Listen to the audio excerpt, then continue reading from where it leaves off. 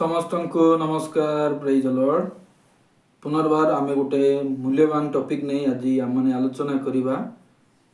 ताहा हेउची आमनकर लूक पुस्तक 21 पर्वर 24 पद एवं रोमी 11:25 पद से उपरे आलोचना करिबा पूर्व प्रार्थना करिबा। धन्यवाद प्रभु, सुंदर समय देलो जो समय कि प्रभु आम वाक्य शुणिबू बुझिबू एवं आत्मिक बढ़ी पारिबू ए प्रकार साहाय्य कर। प्रार्थना जीशुଙ୍କ नाम रे मांगिलु, आमेन।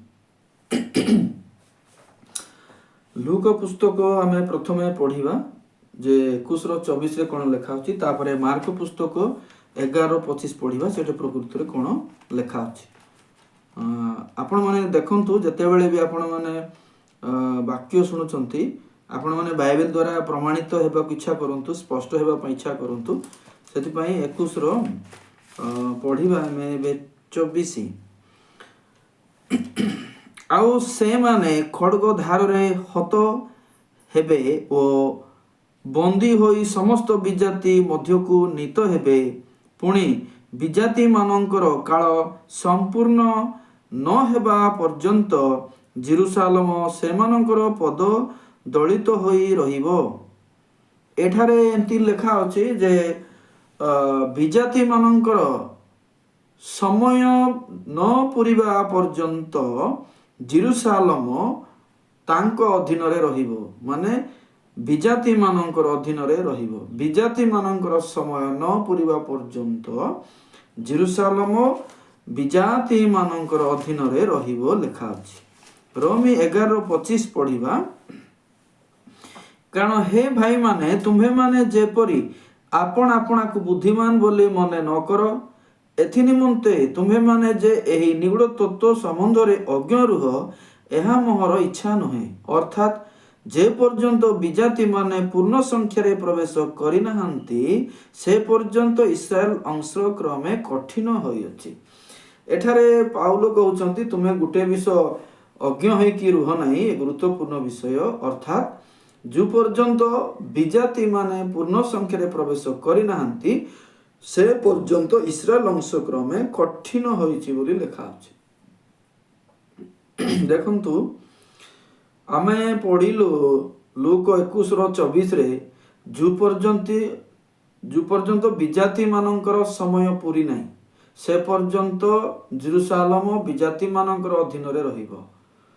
सेटे मधे विजाति विषय लेखा अछि। रोमी 11:25 रे मधे लेखा अछि जो पर्यंत विजाति मानक संख्या पूरी नाही से पर्यंत इस्राएल स्थगित होला बोली लेखा अछि। टिके जदि हमें बाइबल को ध्यान देबा नहीं, एते एई जगह में बहुत द्वंद्व रे पड़िबा, बहुत समस्या रे पड़िबा। आपण माने होतो विश्वास करिवे कि करिवे नहीं मु जानि नहीं।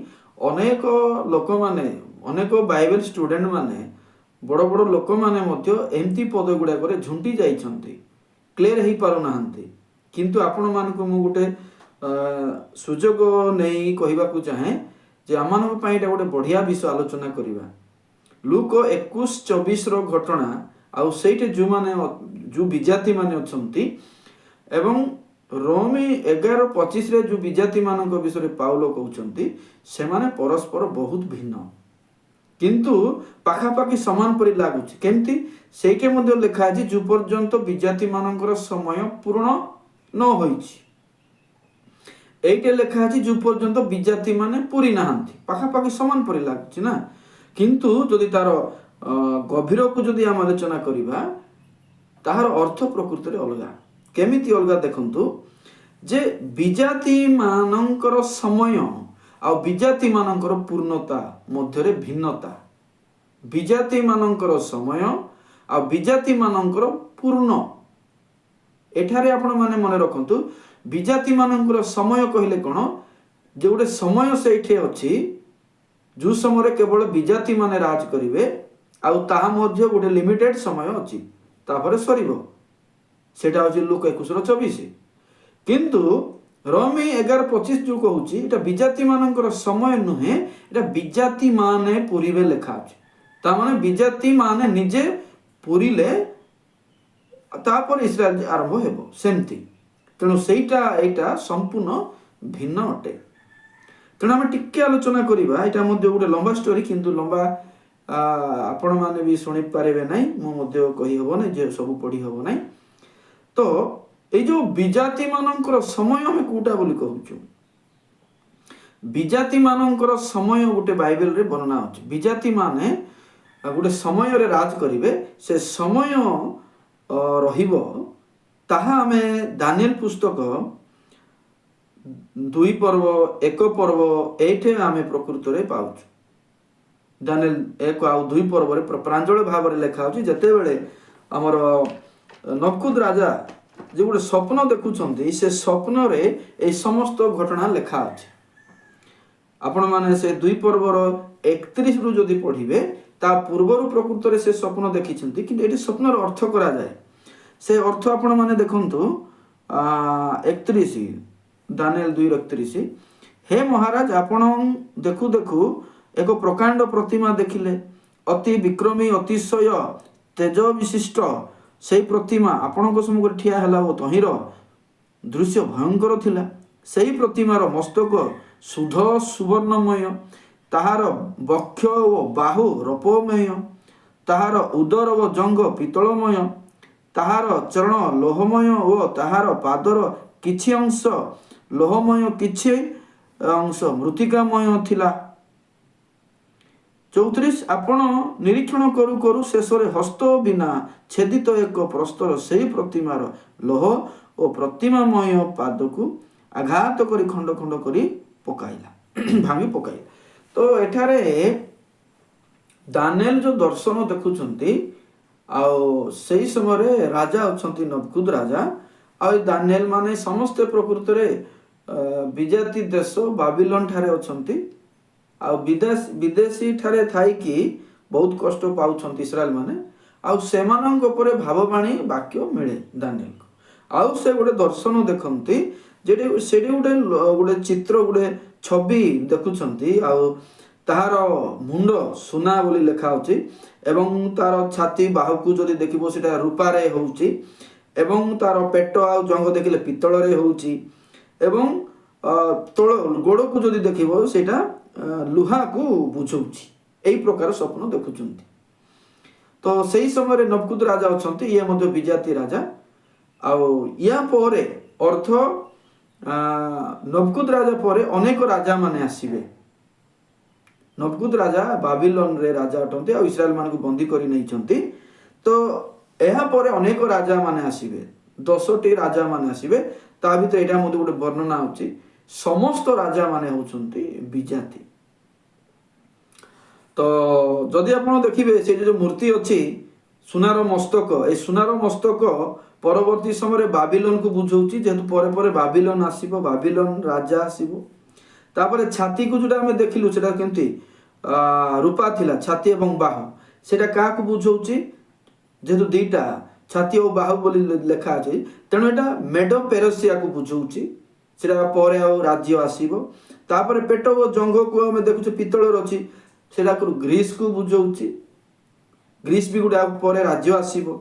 लुहार गोड़ हमें शेष रे जोटा देखुछु सेटा प्रकृत रे रोम को बुझौची। तेणु एही प्रकार राजा माने आसीबे भविष्य रे 10टी राजा माने आसीबे आंको संगे। तो अनेक वर्णना अछि आगो को आगो आमे ए गुडा को सिखिबा।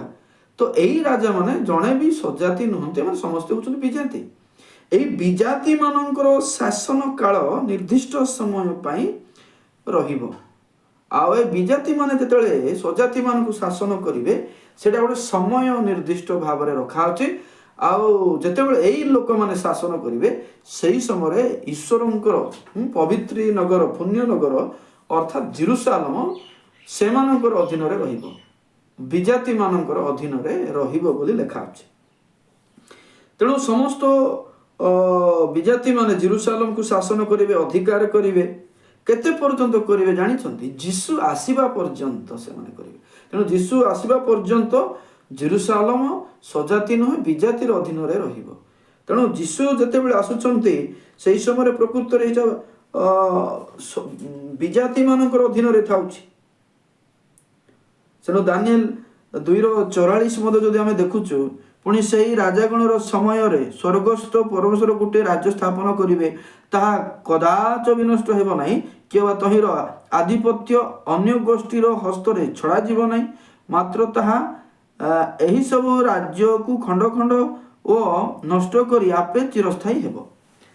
ତ ଦର୍ଶନରେ ଯେଉଁ ଇଏ ଦେଖିଛନ୍ତି ନକୁଦ ରାଜା, ଯେଉଁଟାକି ସେ ଦାନିଏଲ 2:34 ନିରୀକ୍ଷଣ କରୁ କରୁ ଆଉ ଗୋଟେ ବିନା ହସ୍ତରେ ଗୋଟେ ଆସିଲା, ଆଉ ସେ ସମସ୍ତ ମୂର୍ତ୍ତିକୁ ଯେଉଁ ମାରି ଦେଉଛି ସେଟା ଯୀଶୁ ଖ୍ରୀଷ୍ଟଙ୍କର ରାଜ୍ୟକୁ ଇଙ୍ଗିତ କରେ। ଆଉ ଆପଣ ସେ 44 ମଧ୍ୟ ଦେଖିଲେ ସମୂହ ରାଜା ଆସିବେ, ଏ ମଝିରେ ଯେଉଁ ବିଜାତି ମାନେ ରାଜ କରୁଛନ୍ତି ଆଉ ବିଜାତି ମାନଙ୍କ ଅଧୀନରେ ଯେଉଁ ଜେରୁସାଲେମ ରହିବ, ତ ସେଇ ସମୟ ଶେଷରେ ଯୀଶୁ ପ୍ରକୃତରେ ରାଜା ହେବେ। ଆଉ ସେ ରାଜା ଯେତେବେଳେ ହେବେ ସେଟା ରାଜ୍ୟ ପ୍ରକାର ସ୍ଥାପନ ହେବ, ସେଟା ଘୁଞ୍ଚା ଯିବ ନାହିଁ, ଅନ୍ୟଟା ନଷ୍ଟ ହେବ, ସେଟା ଚିରକାଳ ସ୍ଥିର ହୋଇକି ରହିବ, ଯାହାକି ଆମେ ଜିସାୟ 9 ପର୍ବ 6-7 ମଧ୍ୟ ଏ ବିଷୟକୁ ପାଇବା। ଯୀଶୁଙ୍କର ରାଜା ଉପରେ ଆଲୋଚନା ହୁଏ।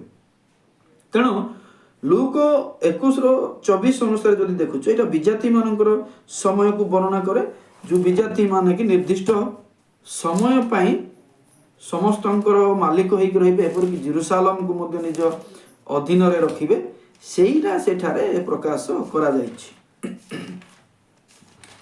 ଆମେ ଗୋଟେ ଦେଖିବା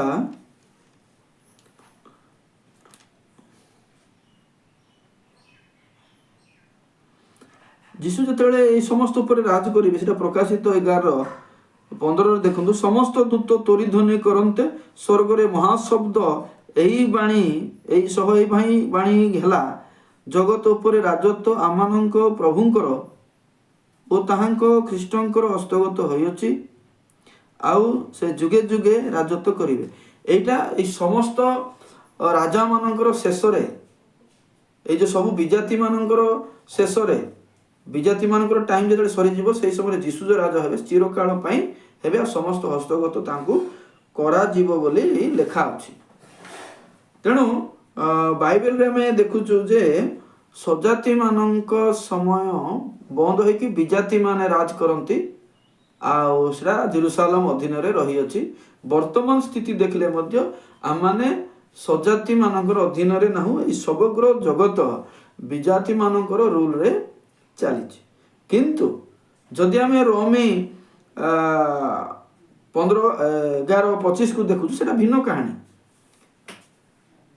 ତ ରୋମୀ 11:25 ଯିବା ପୂର୍ବରୁ ଟିକେ ମୁଁ ଆପଣଙ୍କୁ ମନେ ପକାଇ ଦେଉଛି, ଯେଉଁଟାକି ଲୁକ 21:24 ବିଜାତି ମାନଙ୍କର ସମୟ ଆପଣମାନେ ବୁଝିଲେ ଯେ ଯେତେବେଳେ ଏମାନେ ବ୍ୟବସ୍ଥା ଲଙ୍ଘନ କରିଛନ୍ତି ଆଉ ବାବିଲକୁ ଯାଇଛନ୍ତି, ବାବିଲ ରାଜା ଏମାନଙ୍କୁ ରଖିଛି, ତାପରେ ଯେଉଁ ଅନେକ ବିଜାତି ରାଜା ମାନେ ଆସିବେ, ସେତିକି ପର୍ଯ୍ୟନ୍ତ ଗୋଟେ ନିର୍ଦ୍ଦିଷ୍ଟ ସମୟ ସୀମା ପର୍ଯ୍ୟନ୍ତ ଜେରୁସାଲେମ ସେମାନଙ୍କର ଅଧୀନରେ ରହିବ, ବିଜାତି ମାନଙ୍କର ଅଧୀନରେ ରହିବ। ସେଇ ବିଷୟ ଲୋକ ସେଠାରେ ବର୍ଣ୍ଣନା କରନ୍ତି। କିନ୍ତୁ ରୋମୀ 15:25 ବିଜାତି ମାନଙ୍କର ସଂଖ୍ୟା ପୂର୍ଣ୍ଣ ପର୍ଯ୍ୟନ୍ତ ଇସ୍ରାଏଲ କଠିନ ହେଲେ ଲେଖା ଅଛି। ଏଇଠି ବି ବିଜାତି ମାନେ ଅଛନ୍ତି, କିନ୍ତୁ ସେଇ ବିଜାତିର ମାନେ ଏଇ ବିଜାତିର ମାନେ ଅଲଗା। କେମିତି? ଏଠାରେ ଆମେ ବାଇବେଲରେ ପାଉଛୁ ଯେତିକି ଦୂତମାନେ ସ୍ୱର୍ଗରୁ ଖସିଛନ୍ତି ଆଉ ସ୍ୱର୍ଗ ପ୍ରକୃତରେ କଳୁଷିତ ହୋଇସାରିଛି, ସେତିକି ଲୋକମାନେ ରୋମୀ ଠାରୁ ଫିଲିମନ ଅନୁଗ୍ରହ ସୁସମାଚାରରେ ପରିତ୍ରାଣ ପାଇବେ। ଆଉ ସେମାନଙ୍କୁ ନେଇ ଗୋଟେ ଆଶା କରାଯାଉଛି, ଯେତିକି ସଂଖ୍ୟା ପତିତ ସେତିକି ଲୋକମାନେ ହେବା ପର୍ଯ୍ୟନ୍ତ, ମାନେ ସେତିକି ଲୋକ ପରିତ୍ରାଣ ପାଇବା ପର୍ଯ୍ୟନ୍ତ ଇସ୍ରାଏଲ ମାନେ କଠିନ ହୋଇଛନ୍ତି। ଅର୍ଥ ସେଇଟା ବି ଗୋଟେ ଦୃଷ୍ଟିରେ ଦେଖିଲେ ବିଜାତି ମାନଙ୍କର ସମୟ, କିନ୍ତୁ ସେଟା ବିଜାତି ମାନେ ପୂର୍ଣ୍ଣ ହେବାଟା, ବିଜାତି ମାନେ ଉଦ୍ଧାର ପାଇବାଟା ଅନୁଗ୍ରହ ସମୟରେ, ଯାହାକି ପାଉଲ ରୋମୀ 11:25 କହନ୍ତି। ସେଥିପାଇଁ ଟିକେ ମୁଁ କହିଦେଉଛି ଆପଣମାନଙ୍କର, ଯେ ଆପଣମାନଙ୍କ ସହଜ ପାଇଁ, ଯୋଉଟା ଭାବବାଣୀ ଯୋଉଟା ଅଛି, ଯେ ବିଜାତି ମାନଙ୍କର ସମୟ, ସେଟା ଭାବବାଣୀ ଅନୁସାରେ ହେବ। କିନ୍ତୁ ଅନୁଗ୍ରହ ଯଦି ଆମେ ଦେଖିବା ରୋମୀ 11:25, ସେଇଟା ମଧ୍ୟ ବିଜାତି ମାନଙ୍କୁ ନେଇ, କିନ୍ତୁ ସେଇଟା ଭାବବାଣୀ ନୁହେଁ, ସେଇଟା ଗୁପ୍ତ। ଆଉ ଭାବବାଣୀ ଅନୁସାରେ ଯୀଶୁ ରାଜା ହେବେ ଇସ୍ରାଏଲ ଉପରେ ପରବର୍ତ୍ତୀ ସମୟରେ। এই ସବୁ ବିଜାତି ରାଜା ମାନେ ଶେଷ ହେଲେ ସେହି ମାଲିକ ହେଉଛନ୍ତି, ଏଇଟା ମଧ୍ୟ ଗୋଟେ ଭାବବାଣୀ। କିନ୍ତୁ ଅନୁଗ୍ରହ ସୁସମାଚାରର ମଣ୍ଡଳୀ ଯୀଶୁ ରାଜା ନୁହନ୍ତି, ସେ ମସ୍ତକ ଅଟନ୍ତି, ଯାହାକି ଗୁପ୍ତ ବାକ୍ୟ ଅଟେ। ଆଉ ଗୋଟେ ଯଦି ଆମେ ଦେଖୁଛୁ ଯେ ଭାବବାଣୀ ଇସ୍ରାଏଲ ମାନଙ୍କୁ ବିଜାତି ମାନଙ୍କୁ ଯାହା ବି ଲେଖା ଅଛି, ଆପଣମାନେ ଯଦି ଦେଖିବେ ସେ ପ୍ରେରିତ 3:21 ଲେଖା ଅଛି, ପୂର୍ବ ସମୟ ଠାରୁ ଯେଉଁ ଯେଉଁ ବିଷୟ ସବୁ କୁହାଯାଇଛି ସେଇ ସବୁ ପୂରଣ ପର୍ଯ୍ୟନ୍ତ, ସେଇ ସବୁ ସରିବା ପର୍ଯ୍ୟନ୍ତ ଯୀଶୁ ସ୍ୱର୍ଗାରୋହଣ କରିକି ସେଠାରେ ରହିବେ ବୋଲି ଲେଖା ଅଛି। ତା ମାନେ କ'ଣ, ଏଇ ଯୋଉ ପୃଥିବୀରେ ଯାହା ବି ହବ ଏଇଟା ସବୁ ଭାବବାଣୀ ହେଇକି ଅଛି, ଭାବବାଣୀ ହେଇକି ଅଛି। ସମସ୍ତ ବିଷୟ ପୁନଃସ୍ଥାପନର ଯେଉଁ ସମୟର କଥା ଅତି ପ୍ରାଚୀନ କାଳରୁ ଈଶ୍ୱର ଆପଣା ପବିତ୍ର ଭାବାଦୀ ମାନଙ୍କ ମୁଖ ଦ୍ୱାରା କହିଛନ୍ତି, ସେହି ସମୟ ଉପସ୍ଥିତ ନ ହେବା ପର୍ଯ୍ୟନ୍ତ ତାହାଙ୍କୁ ନିଶ୍ଚୟ ସ୍ୱର୍ଗରେ ଗୃହୀତ ହେବାକୁ ହେବ। ତ ସବୁ ବିଷୟ ଆଗରୁ ସ୍ଥିର କରାଯାଇଛି ବିଜାତି ମାନଙ୍କୁ ନେଇକି, ସବୁ ବିଷୟ ସରିବା ପର୍ଯ୍ୟନ୍ତ ସେ ସ୍ୱର୍ଗରେ ରହିବେ। ଏଇଟା ହେଉଛି ଭାବବାଣୀ। କିନ୍ତୁ ଅନୁଗ୍ରହ ସୁସମାଚାର ଯେଉଁ ସ୍ୱର୍ଗକୁ ଯିବ ଏଇଟା ଭାବବାଣୀ ନୁହେଁ, এইটা হচ্ছে প্রকৃতরে গুপ্ত, ଯେଉଁଟାକି ଆମର ରୋମେ 16:25 ଲେଖା ହେଇଛି, ଅନାଦି କାଳରୁ ଏଇଟା ଅବ୍ୟକ୍ତ ହେଇକି ଥିଲା, ମାନେ କୁହାଯାଇ ନଥିଲା। ଭାବବାଣୀ ପୃଥିବୀର ଶାସନ ଉପରେ ବୁଝାଏ, ଆଉ ଗୁପ୍ତ ଘଟଣା ସ୍ୱର୍ଗ ପୂର୍ଣ୍ଣକୁ ବୁଝାଏ। ତ ଆପଣମାନେ ମନେ ରଖିବା ପାଇଁ ବେଶୀ ସହଜ ହେବ। ଆମେ ଯଦି ଦେଖିବା ଆଦି ପୁସ୍ତକ 11 ପର୍ବ ଠାରୁ ପରମେଶ୍ୱର ମନୁଷ୍ୟମାନଙ୍କୁ ସ୍ୱାଧୀନ ଭାବରେ ବଞ୍ଚିବାର ସୁଯୋଗ ଦେଲେ, ସ୍ୱାଧୀନ ଭାବରେ ଫ୍ରିରେ ବଞ୍ଚିବାର ସୁଯୋଗ ଦେଲେ। ଯଦି ଆମେ ଦ୍ୱିତୀୟ ବିବରଣ ପଢ଼ିବା, ଦ୍ୱିତୀୟ ବିବରଣ ଯଦି ଆମେ ପଢ଼ୁଛୁ ସେଠାରେ କ୍ଲିୟର ଲେଖା ଅଛି ଯେ 32, ଦ୍ୱିତୀୟ ବିବରଣ 32 ଆମେ ଦେଖିବା, ଦ୍ୱିତୀୟ 32ର 8 ଏବଂ 9, ସର୍ବପରିସ୍ଥ ଯେତେବେଳେ ଗୋଷ୍ଠୀୟ ଲୋକମାନଙ୍କୁ ସେମାନଙ୍କୁ ଅଧିକାର ଦେଲେ, ସେତେବେଳେ ସେ ମନୁଷ୍ୟ ସନ୍ତାନମାନଙ୍କୁ ପୃଥକ କଲେ। ସେତେବେଳେ ଇସ୍ରାଏଲ ସନ୍ତାନଗଣ ସଂଖ୍ୟାନୁସାରେ ସେ ଆପଣା ଲୋକମାନଙ୍କର ସୀମା ସ୍ଥାପନ କଲେ। ପ୍ରଭୁ ସେମାନଙ୍କୁ ସ୍ୱାଧୀନ ଭାବରେ ବଞ୍ଚିବାର ଅଧିକାର ଦେଲେ। ସ୍ୱାଧୀନ ଭାବରେ ଯେତେବେଳେ ବଞ୍ଚିବାର ଅଧିକାର ଦେଲେ, ଆମେ ଦେଖୁଛୁ ପ୍ରେରିତ ମଧ୍ୟରେ ଯେତେବେଳେ 14:16, ପ୍ରେରିତ 14 ପର୍ବ ଆମେ କାଢ଼ିବା, ପ୍ରେରିତ 14:16 ଏମିତି ଲେଖା ଅଛି ସେଠାରେ, ସେ ଅତୀତ ପୁରୁଷ ପରମ୍ପରାରେ ସମସ୍ତ ଜାତିର ଲୋକଙ୍କୁ ଆପଣା ଆପଣା ପଥରେ ଚାଲିବାକୁ ଛାଡ଼ି ଦେଇଥିଲେ, ମାନେ ଫ୍ରିରେ ବଞ୍ଚିବା ପାଇଁ ଛାଡ଼ି ଦେଇଥିଲେ। କିନ୍ତୁ ସମୟ ଆସିଲେ ସେମିତି ନାହିଁ। ଅର୍ଥ ଯେତେବେଳେ ବିଜାତି ମାନେ ମନଇଚ୍ଛା କାମ କଲେ, ପ୍ରଭୁ ଛାଡ଼ି ଦେଇଥିଲେ, କାହାକୁ ସେ ଡରେଇ ନାହାନ୍ତି। ନହେଲେ ଏବେ ବି ପ୍ରଭୁ ଛାଡ଼ିଛନ୍ତି, ନହେଲେ ମାନେ ଜଗତ ଲୋକମାନେ କିଛି କରିପାରିବେ ନାହିଁ। ଏବେ ବି ସେମିତି ସ୍ଥିତି ଅଛି। ତ ଆମେ ଯେତେବେଳେ ଏମିତି ହେଲା, ଶୈତାନର ପ୍ରଭାବ ହେତୁ ଏ ପ୍ରକାର ହେଇଛି, ପ୍ରଭୁ ଛାଡ଼ିଛନ୍ତି। ଅନୁଗ୍ରହ ସୁସମାଚାର ପୂରଣ କରିବା ପାଇଁ ପ୍ରକୃତରେ ଏ ପ୍ରକାର ସୁଯୋଗ ରଖା ହେଇଛି। ପ୍ରଥମ କରନ୍ତି 2:8 ମଧ୍ୟ ଆମେ ଦେଖୁଛୁ, ଏହି ଯୁଗର ନେତାମାନଙ୍କ ମଧ୍ୟରେ କେହି ତାହା ଜାଣିନାହାନ୍ତି, କାରଣ ସେମାନେ ତାହା ଜାଣିଥିଲେ ଗୌରବମୟ ପ୍ରଭୁ କୃଷରେ ହତ କରିନଥାନ୍ତେ। ଏଇଟା ଶୈତାନକୁ ବୁଝଉଛି, ଆଉ ସେ ଜାଣିନାହିଁ, ଆଉ ଶୈତାନ ମଧ୍ୟ ଫ୍ରି ଅଧିକାର ପାଇଛି, ସେ ମନ ଇଚ୍ଛା କରୁଛି। କିନ୍ତୁ ଯୀଶୁଙ୍କର ମୃତ୍ୟୁର ରହସ୍ୟ ସେ ଜାଣିନଥିଲା। ତେଣୁ ଏଫେସୀ 6:12 ଲେଖା ଅଛି, ଆମମାନଙ୍କର ଯୁଦ୍ଧ ମର୍ତ୍ତ୍ୟ ବିରୁଦ୍ଧରେ ନୁହେଁ, ଆକାଶମଣ୍ଡଳ ଦୁଷ୍ଟାତ୍ମା ବିରୁଦ୍ଧରେ ଅଧିପତି ମାନଙ୍କ ବିରୁଦ୍ଧରେ ଲେଖା ଅଛି। ତ ଏ ପ୍ରକାର ବିଷୟ ପ୍ରକୃତରେ ହୋଇଅଛି। ତ ବାଇବେଲରେ ଦେଖୁଛୁ, ଯେତେବେଳେ ସୁସମାଚାର ଆସୁଛି, ପରିତ୍ରାଣ ଆସୁଛି, ସମସ୍ତଙ୍କ ପାଇଁ ଉଦ୍ଧାର ପାଇଁ ଆସୁଛି, କିନ୍ତୁ ଅନେକ ବାକ୍ୟ ଗୁପ୍ତ କଥା ଅଛି, ଅନେକ ଭାବବାଣୀ ଉପରେ ଅଛି। ସେ ସବୁ ବିଷୟ ଭାଗ କରିକି ଆମକୁ ଜାଣିବାକୁ ପଡ଼ିବ, ସବୁ ବିଷୟ ଭିନ୍ନ ଭିନ୍ନ କରିକି ଆମମାନଙ୍କୁ ଜାଣିବାକୁ ପଡ଼ିବ। ତ ଆଜିର ଆଲୋଚନାରେ ମୁଁ ଆପଣମାନଙ୍କୁ ଅଳ୍ପ ଭାବରେ ଆଲୋଚନା କଲି ଯେ ଯୀଶୁ ଯେତେବେଳେ ରାଜା ହେବେ ସମସ୍ତେ ସମାଧାନ। ତାଙ୍କ ପର୍ଯ୍ୟନ୍ତ, ଯୀଶୁ ରାଜା ହେବା ପର୍ଯ୍ୟନ୍ତ, ଆଜି ପର୍ଯ୍ୟନ୍ତ ହେଇନାହାନ୍ତି, ଯୀଶୁ ରାଜା ହେବା ପର୍ଯ୍ୟନ୍ତ ପ୍ରକୃତରେ ବିଜାତି ମାନେ ଶାସନ କରୁଛନ୍ତି, ଆଉ ବିଜାତି ମାନଙ୍କ ଅଧୀନରେ ଜେରୁସାଲେମ ରହିଛି। ତେଣୁ ଲୁକ 21:24 ବିଜାତି ମାନଙ୍କୁ ନେଇ କହିବାଟା ଏବଂ ରୋମୀ 11:25 ବିଜାତି ମାନଙ୍କୁ କହିବାଟା ଅଲଗା। ତ ମୁଁ ଆଶା କରୁଛି ଆପଣମାନେ ଆଜିର ଆଲୋଚନାରେ ଅନେକ ବିଷୟ ବୁଝିଲେ। ଯଦି କିଛି ବୁଝିବାରେ ଜଟିଳତା ଅଛି, ଆପଣମାନେ ମୋତେ କମେଣ୍ଟ କରିପାରିବେ, କାହିଁକି ଅନୁଗ୍ରହ ସମୟ ବର୍ତ୍ତମାନ ଚାଲିଛି, ସେଇଟା ପୂର୍ଣ୍ଣ ପର୍ଯ୍ୟନ୍ତ ଇସ୍ରାଏଲକୁ କଠିନ କରାଯାଇଛି। ଏଇଟା ରାଜାମାନଙ୍କର ବିଷୟ ବା ରାଜାମାନଙ୍କର ଅଧୀନରେ ଜେରୁସାଲେମ ରହିବା ବିଷୟ ବୁଝାଏ ନାହିଁ। ଆଉ ଆଜି ପାଇଁ ଏତିକି କହିବି। ସମସ୍ତଙ୍କୁ ପ୍ରେଜ୍ ଦ ଲର୍ଡ। ନମସ୍କାର।